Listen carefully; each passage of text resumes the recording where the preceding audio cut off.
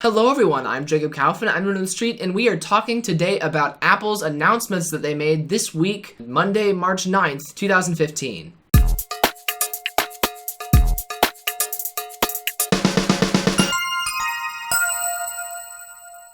So Apple kicked off their keynote in an interesting way. They chose to start by talking about Apple stores in China. They've got 21 Apple stores in China right now. They opened up like 4 in the past year, or maybe it was more than that.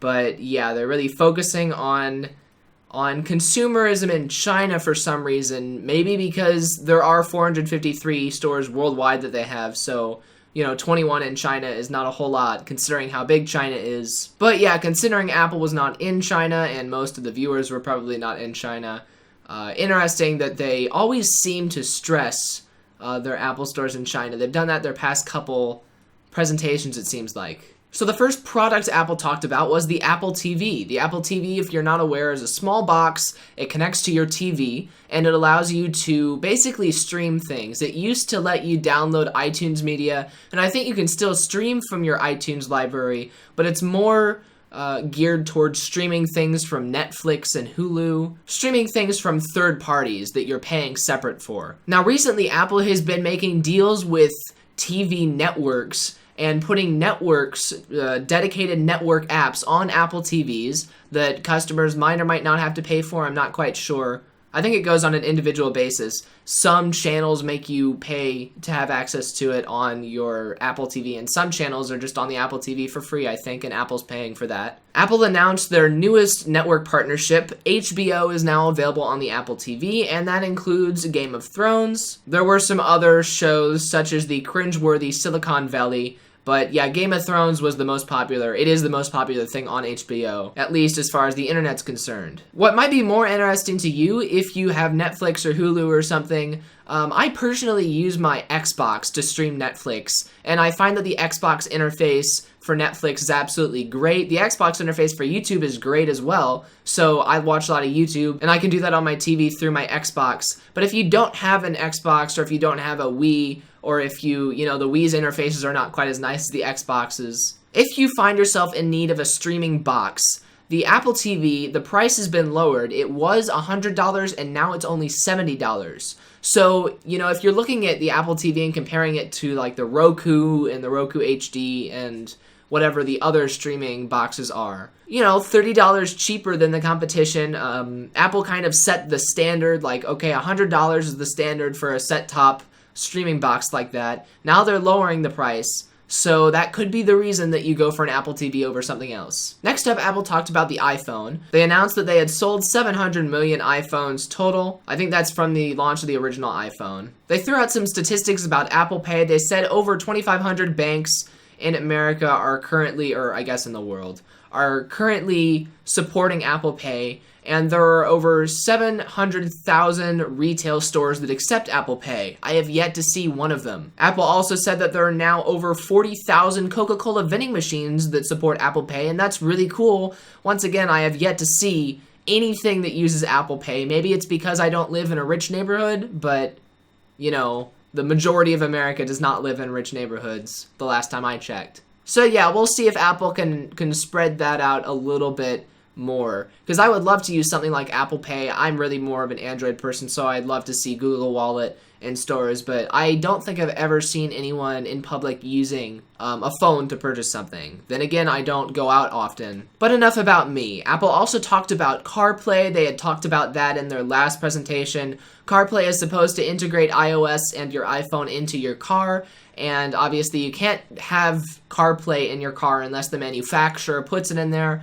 Well, apparently, according to Apple, every major car manufacturer has committed to having CarPlay in their cars. I don't know what Apple considers major manufacturer, but apparently this year there will be over 40 different models of cars with CarPlay in them. HomeKit and HealthKit are both still here, not a lot new. There is a new addition to HealthKit. It's called ResearchKit, and ResearchKit lets medical researchers easily create apps that interact with HealthKit. So it allows you to take place in clinical trials or even just research studies without like signing up for anything on paper. You have to consent to your data being used by the companies for research purposes, so you do have to opt into it for now. Once you do that, there are some apps you can get that are targeted towards specific diseases. So the one that they used most predominantly for their example was the Parkinson's disease app. So you can download this app and figure out if you have Parkinson's disease with more accuracy than humans can figure it out. Now, for some studies, your health kit info is used, such as your heart rate and your pedometer metrics. So that is some potentially sensitive medical information. If you don't think that's sensitive enough, then some apps and some research studies also use your location, basically tracking where germs are. The one they used as the example for that was asthma, and I'm not sure how. There's some special equipment that you can hook up to your iPhone, and then wherever you go, it tracks where you are, and it tracks some specific pathogens in the air. And they're trying to figure out what pathogens cause asthma attacks. So yeah, tracking your location everywhere you go is obviously a huge privacy risk, more than just a risk, a privacy compromise. Like I said, for now you do decide what apps to use. You decide if you want to download the asthma app or the Parkinson's app. You decide if you want to share your data with certain groups for now. Now, there's plenty of ways that could go the other direction, even if you have to be the one to physically go and download the app. This is just one possibility I can see happening, is health insurance companies requiring customers to either download these apps and disclose their information to the insurance companies or have higher insurance rates. And then once you download the apps and give the insurance companies your information, then they could potentially spike your rates anyway based on the information they get. So yeah, I really don't like where the whole medical research thing is going in terms of Apple and partnerships and sharing data, because even if it's optional, there's still ways they can force people to do it. There's still ways that medical groups can force people to do it. Apple isn't forcing you to do it, but Apple is making the tools for other people to do that. So yeah, Apple did mention that ResearchKit itself is open source. They did not say anything about the specific apps. iOS apps are normally not open source, so I don't know if like the asthma app or the Parkinson's app would be open source, but apparently ResearchKit and HealthKit, or maybe it's just ResearchKit, at least one of them is open source. So that's good for security concerns, not necessarily privacy concerns. I guess it's a little of both. It's a fine line you're walking when you're talking about that stuff. Let's move on to something more interesting, the new MacBook. So a while ago, Apple introduced the MacBook Pro, and they had the MacBook Air. And they had, for a little bit, they had the old plastic white MacBook, and then they had the metal aluminum MacBook, the unibody MacBook. And then basically what they did was, the aluminum MacBook was just a smaller version of the aluminum MacBook Pros. So they just rebranded the aluminum MacBook as a MacBook Pro, discontinued the plastic MacBook, and then they were left with just MacBook Airs and MacBook Pros. And for the past few years, there has not been a regular old MacBook. Well, it's back. It weighs 2 pounds. It's 13.1 millimeters thick at its thickest point, and it's tapered, so it gets even thinner than that. The new MacBook is thinner than the MacBook Air. Keep that in mind. It's got an all-metal enclosure, no external Wi-Fi antennas or anything. The hinge on the back on MacBook Pros has always been plastic, but this new MacBook, even the hinge on the back is built into that unibody and it's metal. The keyboard on this thing goes all the way to the edge of the base, and it's really kind of interesting. There's hardly any bezel at all between the edge of the keyboard and the side of the computer. I don't know if you can see that on my laptop right here. Normally, you've got your keyboard and some space on both sides, very little space on the sides of the keyboard on this thing. The keys are thinner and flatter. Apple has developed a new mechanism for the keys pushing down. Rather than a scissor mechanism, they're calling it a butterfly mechanism. And that makes the keys more stable. However, the keys don't push down as much. The new mechanism also sports stainless steel dome switches rather than that silicone switch. So if you've ever taken apart a keyboard, then you can see underneath the keys that little rubbery thing that pops up. In the new MacBook, that's steel rather than that rubber. So yeah, I've talked about in the past, the new MacBook Pros, the old new MacBook Pros, had a thinner keyboard. The keys did not push down as much, and I didn't like how it felt because the keys did not push down as much. So the keys are even thinner now, and they push down even less with this new MacBook. Now, the keys are 17% bigger. The keys are larger to compensate for not pushing down as much. And yeah, like I said, it's their standard chiclet layout. The keys are bigger, so I think that accuracy will be fine. But yeah, you won't get the same click that you're used to on thicker laptops. The keyboard is still fully backlit just like it was before. Now, though, each key has its own LED light. So some backlit keyboards have a couple of lights that light up the whole keyboard. Every single key has an LED in it on this new MacBook. It's got a 12-inch display and only one size, and it's 12 inches. That is in between the 11 and 13-inch MacBook Airs I want to throw in there, and I'll talk about why I'm throwing that information in there after I get done with this. The 12-inch display on the new MacBook is a 2304 by 1440 display, so it's almost 1440p. It's not quite as wide as a 1440p screen in terms of resolution. But yeah, it's a Retina display. And since it's so small, it's not like you're going to be using it at 1440p resolution. You're going to be scaling things up and taking advantage of the Retina display. The new display panel is less than a centimeter thin because, like I said, even though the thickest point on the laptop is 13.1 millimeters, it does taper down to under a centimeter thick. So yeah, extremely thin display panel. They've got some new technology they're using for that, and the new technology also allows it to be 30% more energy efficient than previous Apple displays have been. There is also a new trackpad. It's the same glass multi-touch trackpad that you're used to. It's just as wide, it's slightly less tall. So they are starting to, I think when they made the keyboard bigger, they had to make the trackpad slightly smaller. The new trackpad, in the past, Apple has said the trackpad is one big button, right? You can push down on the trackpad anywhere. Well, even though it is one big button, on like the current MacBook Pros and even currently on the Magic Trackpad, the trackpad is a hinge. And so if you push down the trackpad at the bottom, it'll click. If you push down the trackpad in the middle, it'll be about twice as hard to push that trackpad down and make it click. And if you bring your finger to the top of the trackpad and try and click at the top, then you might be able to get it to work depending on where the hinge is on the specific model of trackpad that we're talking about. But it's going to be very difficult, if not impossible, to click at the top of that trackpad. So they have finally fixed that. The new trackpad has 4 sensors and the same butterfly mechanism as your keys on your keyboard. So rather than a hinge, the entire trackpad actually clicks down now, which is what they've been going for the whole time. So it's really cool, actually, that they were finally able to work that out. Now, the new trackpad has a taptic engine, so if for some reason you're using your trackpad while you're playing games, or if you're resting your finger on your trackpad, you can get some vibration feedback from your games, or you can get vibrations for notifications. That's the same taptic engine as the Apple Watch has, if I didn't say that already. Something a little more useful than that, the new trackpad has 4 pressure sensors, and so it can detect the force of a click. That's why it's called the Force Touch trackpad. So now you've got your left clicks, or your single finger clicks. You've got what used to be right clicks, your double finger clicks. Now you've got a third type of click. And the third type of click is the force click, and that's if you click down on something really hard. And so single clicking still selects things. They didn't change that. They didn't change double clicking or 2-finger clicking. Brings up a context menu. What it looks like is in macOS, force clicks will be the quick action button. So say you highlight an address and you force click, then it'll look that up on a map for you.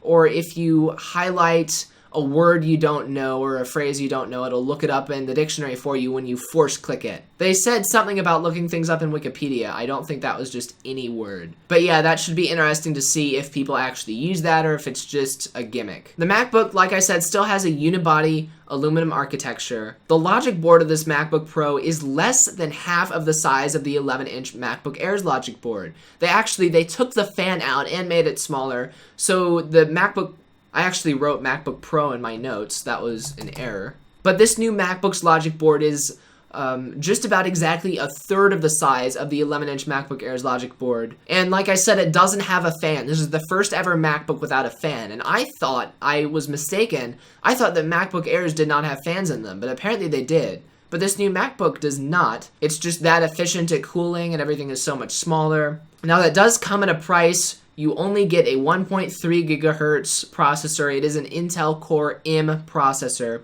and this is one of the first high-end laptops we've seen with a Core M in it, rather than a Core i something, i5, i7, i3. That 1.3 gigahertz Core M can be turbo clocked. I think that's how you say it, or what the phrase is. Turbo... Is it turbo? It's not turbo clocking. Turbo boost. That's what it is. It can be turbo boosted up to 1.9 gigahertz. Apple did something pretty neat with the batteries in the new MacBooks. Rather than one rectangular battery, there's like a staircase of batteries. So there's one really wide, thin one, and then there's another thin one underneath it that's slightly less wide, and another one underneath it that's slightly less wide. And the reason they're doing that is because they can't exactly make batteries curved, unfortunately. But they can make really thin batteries, and so even though they could get one battery to fit in there being larger if they just put one really big battery in it, since the new Macs are all curved and batteries can't curve, they're going to be wasting a lot of space doing that. So by having this staircase design, they're still wasting a little bit of space with their curves, but they're not wasting as much space. They're filling up more of the space with battery. And Apple has pretty much stopped telling us how long the batteries last. They're just saying all-day battery life at this point for all of their products. The last of the noteworthy things about the new MacBook is that it only has one expansion port. Apple talked about how much they love wireless things, and the new MacBook only has one port. It is a USB-C port, USB Type-C. So that is the port that I talked about a couple weeks ago in Nerd on the Street News that was shown off at CES this year. And that does allow for USB file transfer and USB camera, connection, USB anything that you could do with USB before.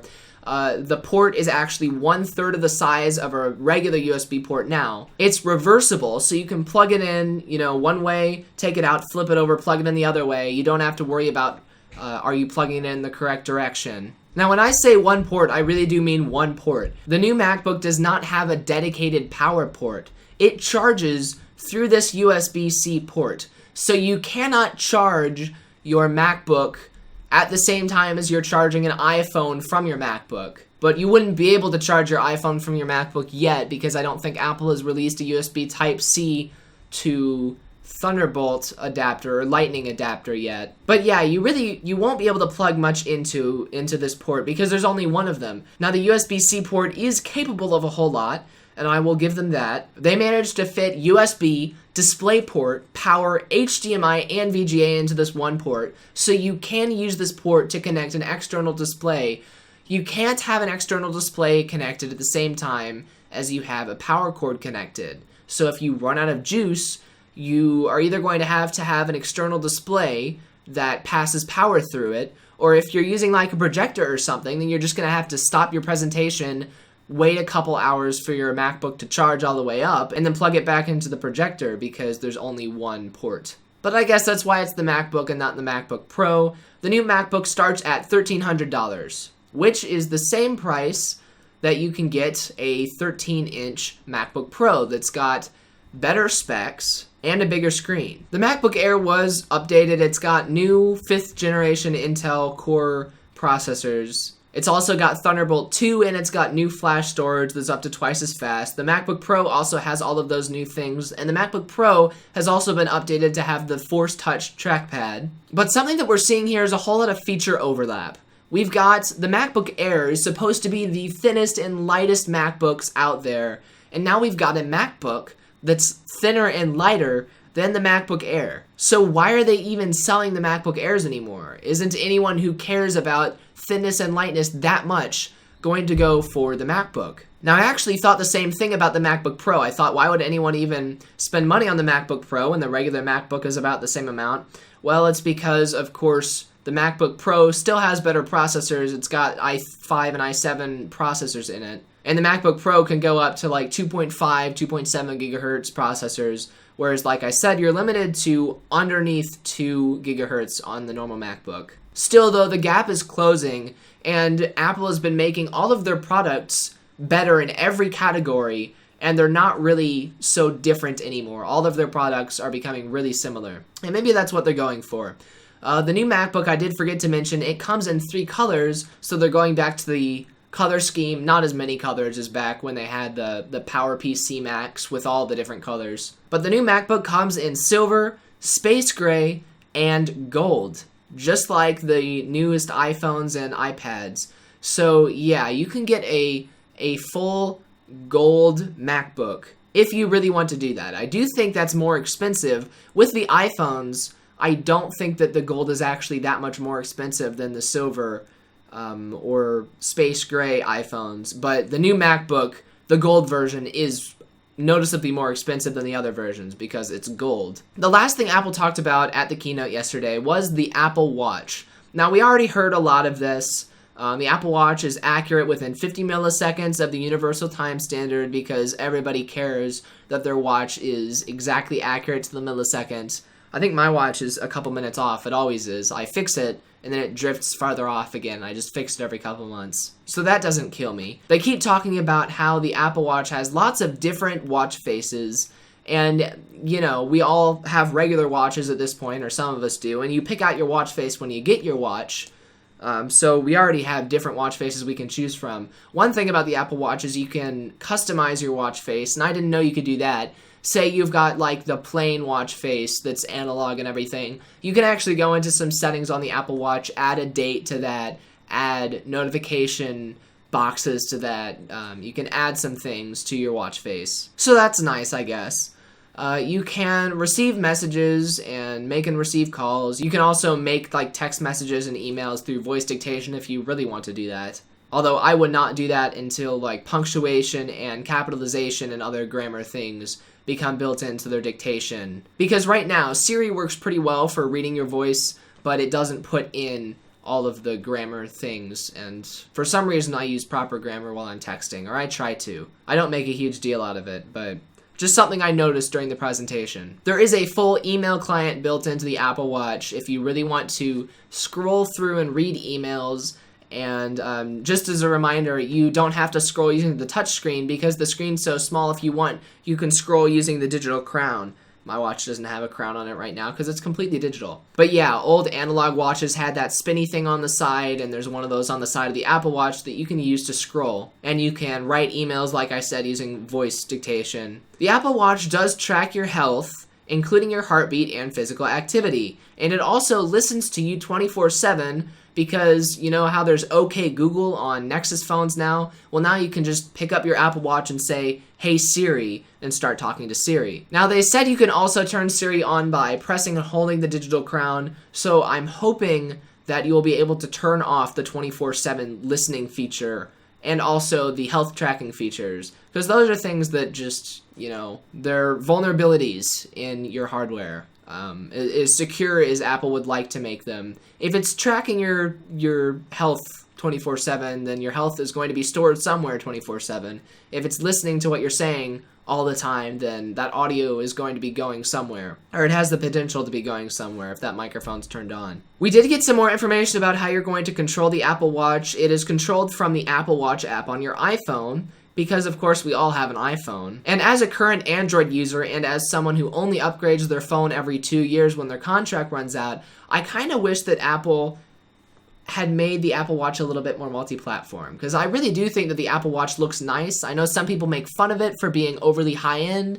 I do think that the Apple Watch looks cool. It could be a fun little toy to have, but if you can only get it when you have an iPhone, then I'm not sure if it's worth changing my phone just for a watch. I would be more likely to change my watch to fit my phone. Just like I'm not likely to get a Mac because I want to get an iPhone. I'm more likely to get an iPhone because I switched to Mac. I'm more likely to stick with the bigger technology and then buy my smaller devices based on what I've already got. The Apple Watch Sport is the cheapest of the Apple Watches. It's made out of a new aluminum alloy Apple made, and it's aluminum combined with magnesium and zinc. It starts at $350 for the small version and $450 for the big version. Let me look up those sizes real quick. Those sizes are 38 millimeters and 42 millimeters, and that would be the diagonal measurement of the screen. Oh no, it's not. It's the height. 38 millimeter and 42 millimeter heights So the 38mm is the small and the 42mm is the large. The regular standard Apple Watch is more expensive than the Apple Watch Sport. It is made out of hardened stainless steel, and if you get the space black version, it's also got a layer of carbon material on the outside of it. I guess some sort of carbon mesh, just assuming. And that starts at $550 for the small version and $600 for the big version. And if you think that's crazy, well, nobody even blinked. Nobody, I expected there to be a gasp from the audience in the video. But the Apple Watch Edition, they announced, it's made out of 18 karat solid gold. So you know it's going to be a little more expensive. And I joked in my past Apple News video about how, oh, the Apple Watch Edition's for people who like bragging about their money. But that's literally what it is, turns out. Because it starts at $10,000. Not $1,000. Think, we had $350, $450 for the cheap version. The regular version is $550, $600. Then we have a jump from down here. This is the cheapest version, regular version, way over here at $10,000 for the starting price of the Apple Watch Edition. In addition to being made out of 18 karat solid gold, it's only going to be produced in limited quantities and only sold in select stores. So yeah, that is absolutely crazy. Yeah, make of that what you will. That's everything Apple talked about at their presentation. One last thing I did want to throw out there was in the past, whenever Apple had a presentation, I either had to look it up on YouTube or another website, or I had to watch it on my Mac Pro, which I don't like doing because my sound system is not connected to my Mac Pro. My good monitor is not connected to my Mac Pro. All my good stuff is connected to my Linux workstation. And my Mac Pro is a web server, so I don't really like to use it for non-servery things. So in the past, I've always had to use the Mac Pro to watch Apple events because they require QuickTime to watch, or they have always required QuickTime to watch. I guess I could watch them on my iOS devices as well, but the past few years I have not had any iOS devices either. So yeah, that was always a bummer, hearing about the new Apple event, going to Apple's website, and I can browse the website, but then when I went to go and watch videos, including the keynote and including commercials and feature videos and product videos, I couldn't watch any videos on Apple's website in the past because they all required QuickTime. And I guess that's because Apple has kind of always stood against Flash. I don't think Flash is still installed by default on Macs, and it's never been installable on iOS devices. So I guess they figured if they can't use Flash, they gotta use QuickTime. Well, now HTML5 video is an option, so I was pleased to see. I'm not sure if it live streamed over HTML5, because I don't think anyone in the world has gotten good HTML5 live streaming video working yet. But in terms of just watching video, I went to their website and the video actually auto-played and it was on HTML5 and it was awesome because I was scrolling through the page, I was scrolling underneath the video looking at all the comments, not comments, but the marks they put in the video, seeing what I was missing, and then I heard the video start playing and I scrolled up to the top. Sure enough, they've got HTML5 video now. So that is absolutely awesome, and it's probably smart because you want your commercials to be viewable and your promotional events to be viewable by people who don't already have your products, because they're the people who are even more likely to buy more of your products. If people already have a Mac to watch the keynote on, then they're probably not going to be buying another Mac unless they just really like Macs or they need an upgrade. So yeah, that is everything that I can think of, like I said. If you guys want to talk about any of this was some interesting stuff, not as interesting as I guess, I don't know, a brand new product announcement or anything. But it was certainly some good updates. I'm glad to see that the MacBook is back because it did feel like there was kind of a hole there. There's the MacBook Pro and the MacBook Air. And I thought that I was thinking in the back of my head, maybe they would just rename the MacBook Air to the MacBook. But instead, they made an even better version of the MacBook Air and called that the MacBook. So yeah, if you have any questions about this stuff or you want to talk about it, of course there's always the comments section below that like button. And also there's our forums at nerdonthestreet.com, and you should definitely check those out because you get to talk to all of our viewers no matter what website you're watching this on right now. For now though, that's everything I can think of. So I'm Jacob Kaufman, I'm Nerd on the Street, and I will see you guys later. See ya.